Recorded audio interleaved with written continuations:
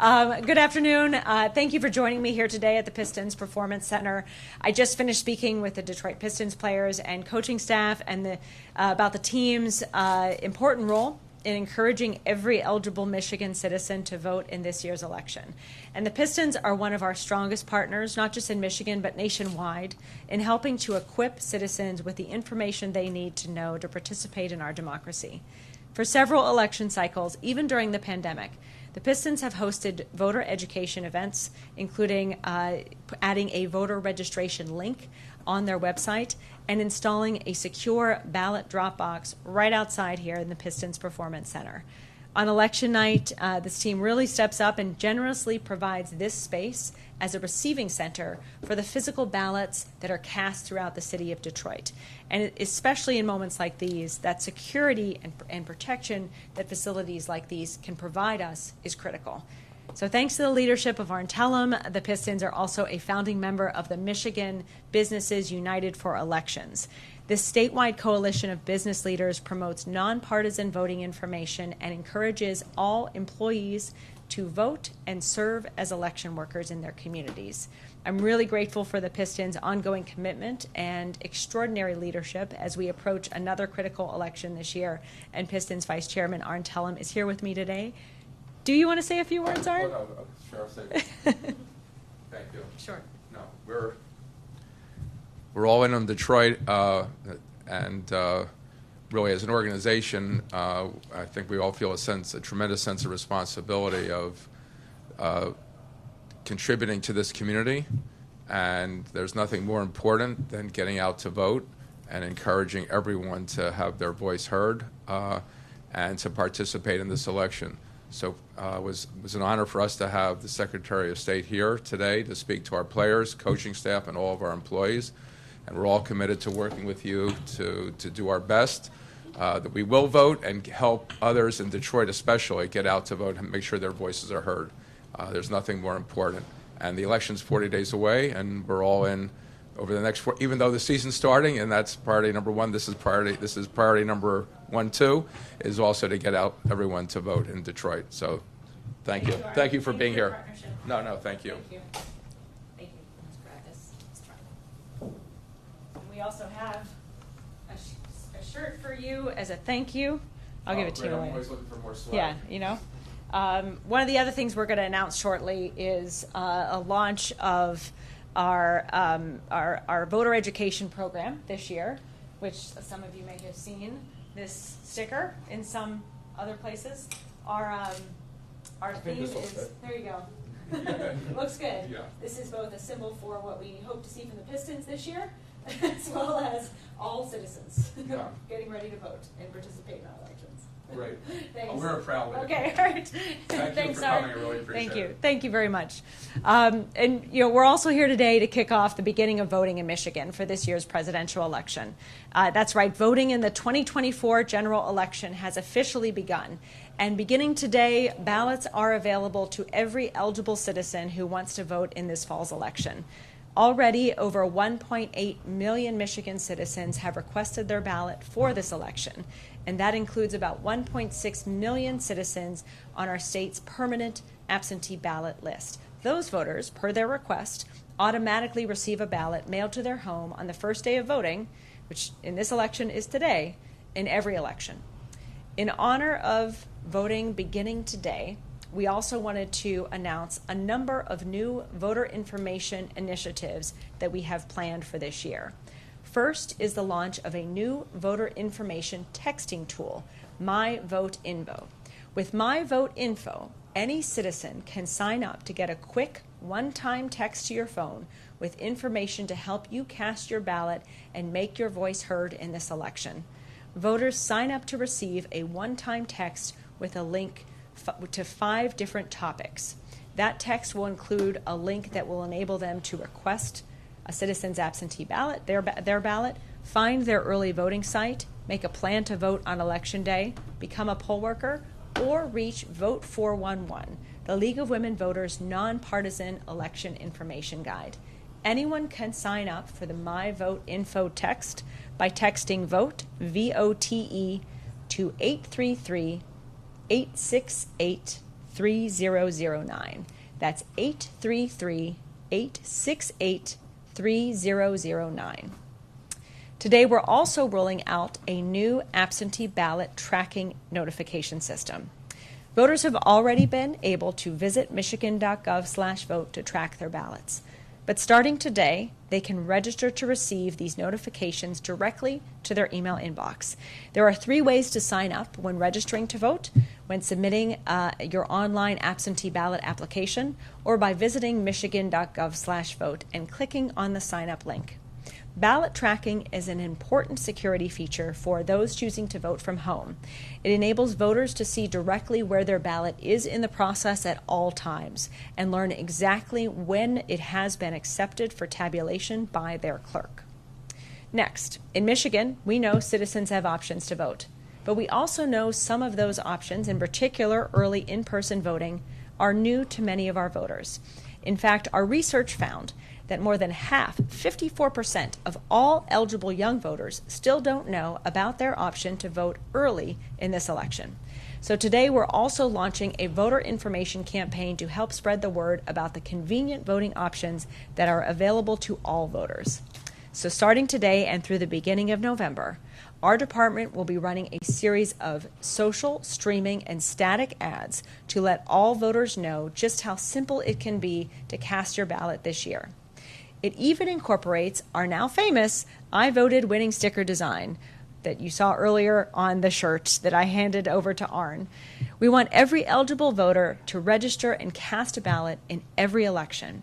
And we want everyone to know it is easy to do so. In fact, it's so simple. Is this the video?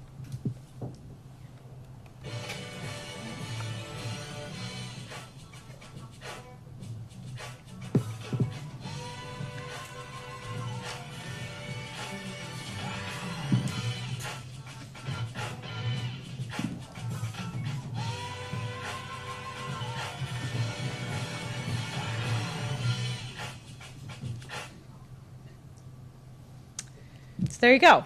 More voter education options than ever before coming your way. And finally, our elections are only as accessible and reliable as they are secure. And we take election security and integrity very seriously. First, the facts. Michigan's elections are free, fair, secure, and the results are an accurate reflection of the will of the people. They are administered by more than 1,600 local clerks, Republicans, Democrats, and independents, along with thousands of poll workers from both parties and every community. These bipartisan professional election administrators are dedicated to making sure every vote is counted accurately, and we want every citizen to have confidence in that fact. We know false information about the accuracy and security of our election processes will ramp up now that voting has started, and it will only intensify as we get closer to Election Day. We also know state and local election officials are the best source for facts about voting and the election process. Oftentimes, I tell folks to visit michigan.gov/vote for all their election needs, and that's still true. But today we're launching another online tool for every citizen to ask questions and get the facts about our state's election procedures. The Election Facts Center at michigan.gov/electionfacts is your place for questions and answers about our elections. Remember, social media can amplify and spread lies, rumors, and deliberate misinformation meant to discourage eligible voters from participating in the election. Just this week, the intelligence community put out new warnings about foreign entities creating misinformation campaigns to mislead voters and prevent them from exercising their voting rights and trusting the results of our elections. Iran, China, and Russia have all ongoing, dedicating efforts to divide and confuse American voters headed to the ballot box, particularly in Michigan. Our team tracks what's going on through various social media platforms, but I want every citizen to know that they can help us address these false claims, and in doing so, improve voter confidence and thereby improving election integrity. So if you see misinformation, let us know about it. Don't spread it. We want to have resources to address any question or concern that misinformation campaigns raise, regardless of their source, so that all citizens can have faith, rightly placed faith, in our elections. You can email misinformation@michigan.gov with screenshots of things that you see so that we can help you respond with facts and that also helps us keep our election facts center updated so that we can improve our communication to all voters. And in addition, we also know that clerks are making their final preparations for physical election security in their offices and at voting sites. To support these efforts, we are making an additional $5 million in grant funding available to local jurisdictions today to implement any election security measures that they still need for the 2024 election cycle. These grants can be used to boost physical security and resiliency against cybersecurity threats, as well as purchase additional voting equipment. I hope all clerks take advantage of these funds and use them for any remaining security needs. And finally, I want to close reminding everyone that with voting beginning today, we are entering a critical phase in this fall's election season. I know that I, along with the 1,600 bipartisan professional clerks across our state, will continue to spend every minute that we can working to make it easier to vote and harder to cheat in our state. We will do that because it's our honor, our duty, and because we know that the votes our citizens will cast in the next 45 days will define the future of our country. So today is a call to action for every eligible Michigan citizen to take the time to check your registration and choose the voting option that's best for you. And as always, you can visit michigan.gov/vote for all your voting needs. And now I'm happy to take some questions. Mm-hmm. Hi, Pam Rocky with the Detroit News. The Michigan Republican Party chairman has said he's concerned Democrats will steal some votes this fall. Do you have any response to this? I would welcome the chairman, who knows me well and knows my professionalism, to sit down with any local clerk or our office team so that we can walk through just how secure our elections are. I'm very proud of the professional, bipartisan election workers all across this state who work every day to ensure that every vote counts and only valid votes count. We have paper ballots in our elections. We conduct logic and accuracy tests prior to every election so that citizens can see just how accurate our machines are.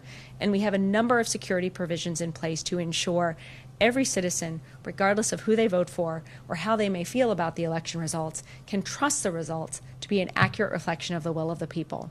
But that underscores why it's so important for every citizen to know where to access facts about our elections, because the very people who are hearing a lot of this misinformation could also be easily misled when in reality our election officials work every day to ensure our elections are secure. So I hope every leader in this state recognizes their responsibility to speak the truth in this moment, and everyone seeking to hold public office, which is a great honor, to understand that the will of the people will be recorded through our accurate and secure election system, and that is the will, whether we agree with it or not, that all of us must stand by and support, and I expect every leader in the state to do that this year. Can you, go ahead, sir. Not to get too conspiratorial, but It's election season, let's go. Well, you know what happened at TCF 4 years ago? Yeah. One reads that there could be intentional non-certification by some clerks. It could be a different level or a different attempt. Yeah. Can you talk about that and how you assess that risk? What happens if that starts happening on election night? What you're prepared to do? What can you do? Well, a couple of things. One, we've strengthened our laws in Michigan to make it a crime to threaten an election official in their line of duty. Secondly, both in 2020 and all through to today, in every election, there are observers from both parties who we invite into the process to watch how smoothly and secure everything is when it comes to tabulating every valid vote and only valid votes, whether it be at our absentee counting boards or in the voting process. So transparency is our friend, and questions are important for people to ask. We welcome those questions, and that's why we set up this website as well for people to consistently deliver questions to us that we or clerks can answer to help people get clarity. We know that a lot of what we saw in 2020, or anytime conspiracy theories take hold, is when there's a vacuum of trusted information out there that then allows that blank slate to be filled with misinformation. So we're trying today to proactively get ahead of that, pre-bunking misinformation, helping people know the procedures we have in place to ensure all valid votes and only valid votes are counted.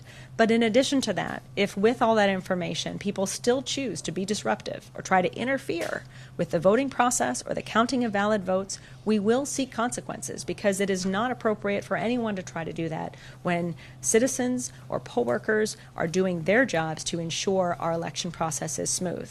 Finally, with the certification process, certification in Michigan is a ministerial duty. It's essentially looking at the numbers that the clerks have prepared and confirming that they are added correctly. There are times and places for challenging election results. There are recounts, there are audits, there are other things. The certification process is not one of them, and we'll continue to make that clear and enforce the law where needed to ensure that disruptions at any point in our elections, pre, post, or during or after, are not tolerated, and we will work with clerks and law enforcement to ensure that's the case.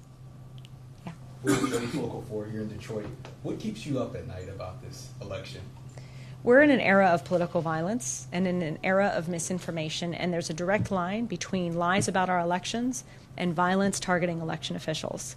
What keeps me up at night is worrying about the 1,500 clerks, 83 county clerks, and thousands of election workers who will proudly stand guard of our elections and work to make sure the very integrity and security of our process is real for every citizen, and then still be inundated with threats of violence, or perhaps even violent acts.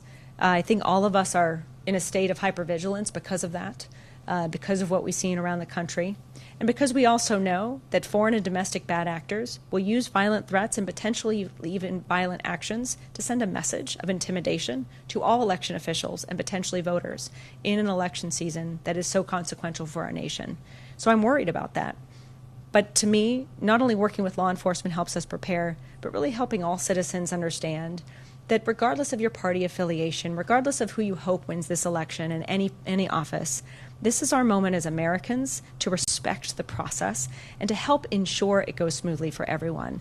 And I can really, promise people that if you genuinely look into the security of our process and the hard work these election officials are doing every day to ensure its security, you will only find reasons to believe in the process and its integrity and in the results, as opposed to the opposite. So that's why we want everyone to become experts in election information this year, because that is our greatest tool to protect against disruptions. Yeah.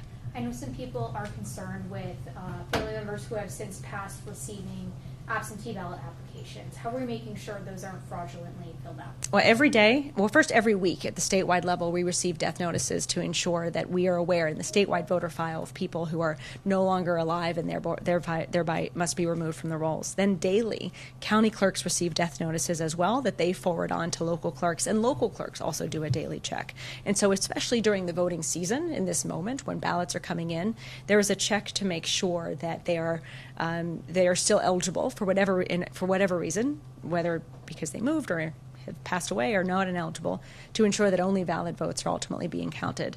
And that's, again, something that clerks are vigilant about. They're doing daily, and then we're checking with federal records weekly on, and that's frankly more than has ever been done before in this state to protect against the potential for ineligible citizens or ineligible participants voting in our elections. Do you feel there's more of a concern about this than 4 years ago?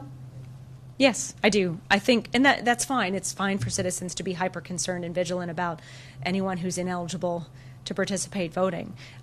What you will find if you actually look into our processes, that we have a number of checks in place to remove people when they become deceased and to ensure only citizens are voting in our elections. And we work with partners at the federal level as well as the local level to consistently ensure the accuracy of our voter registration rolls and ensure if someone, as happens in every election, if someone casts a vote and then is not alive on election day, that vote is not counted. Can I slip one more? Sure. Rudy Giuliani lost his license in D.C. today. Earlier this summer, Sidney Powell had to pay Detroit $132,000 for bringing the false suits. But these stories don't resonate like the initial protests did. I'm interested in your thought in regard to the work you've had to do for years now to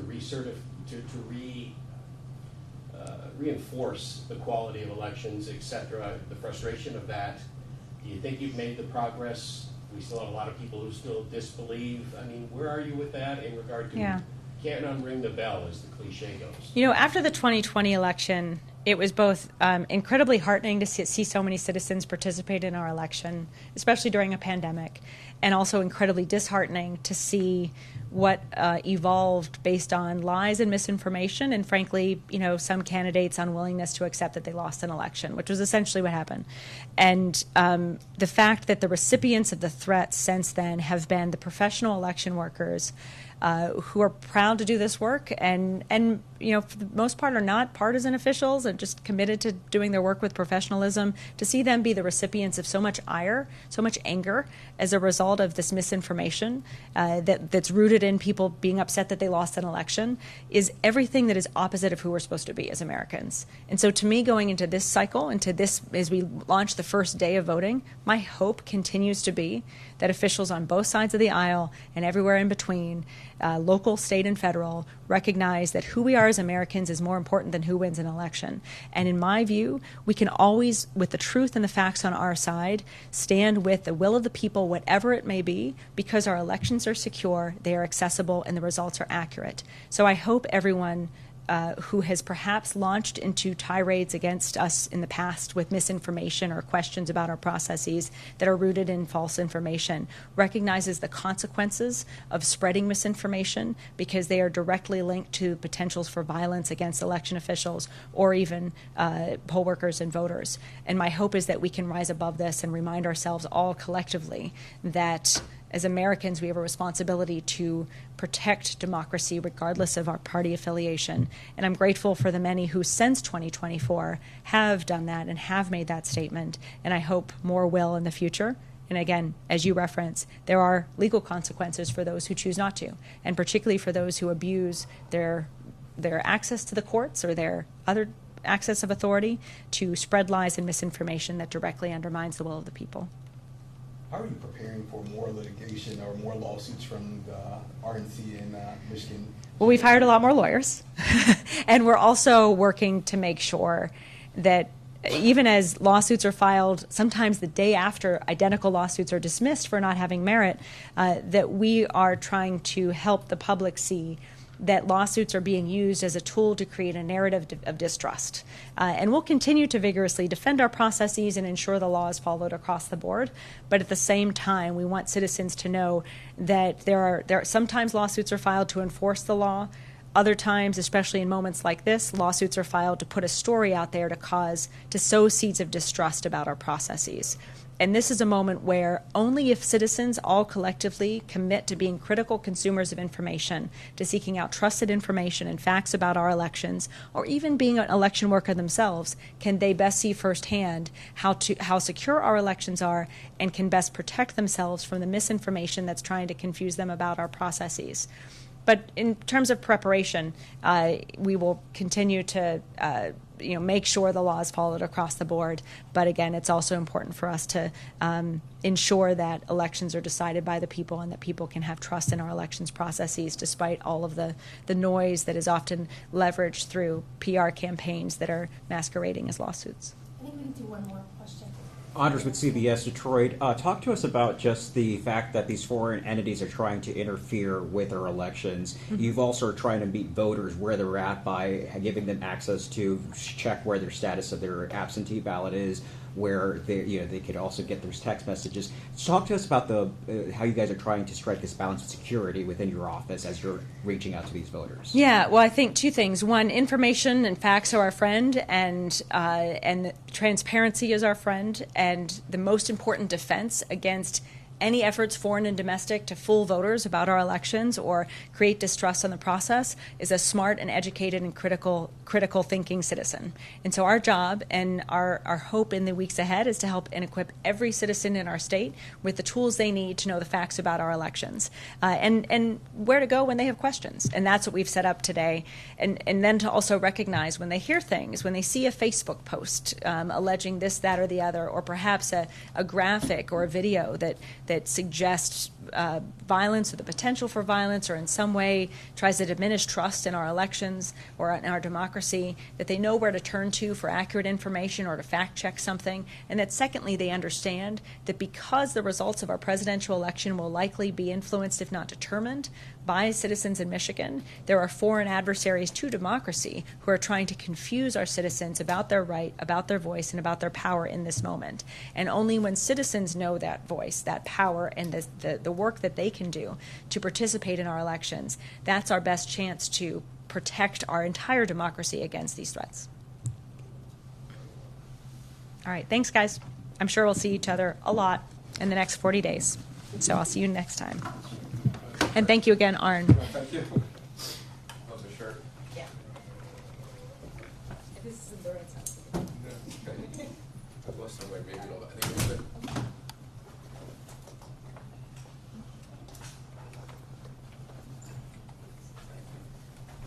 Fun picture. Yes. This is signed by